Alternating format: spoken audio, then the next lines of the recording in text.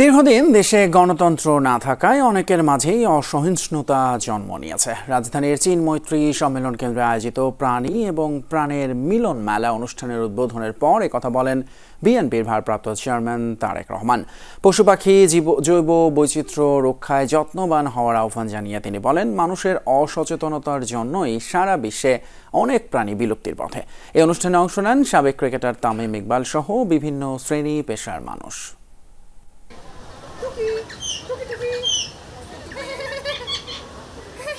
ইট কাঠের নগরীতে প্রাণ আর প্রাণীর অদ্ভুত মিলন মেলা। এই প্রদর্শনীতে ছিল কয়েক প্রজাতির পাখি, কুকুর, বিড়াল আর ঘোড়া।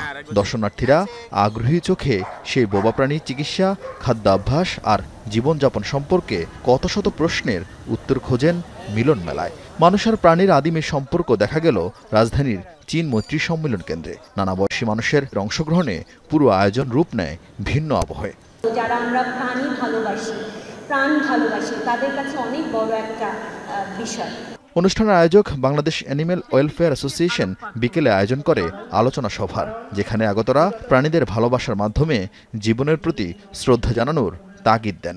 আমরা চলেন বাংলাদেশকে সবাই মিলে একটা animal loving and sports loving country গড়ে তুলতে পারি। আনপ্ল্যান্ড প্ল্যানিং অফ আরবানাইজেশন হচ্ছে একটা অন্যতম বড় উপাদান এনভায়রনমেন্টকে নষ্ট করার।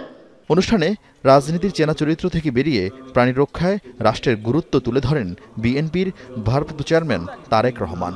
এরই মধ্যে পশুপ্রেমী হিসেবে পরিচিত পাওয়া এই নেতা প্রতিশ্রুতি দিলেন সময়োপযোগী আইন করার।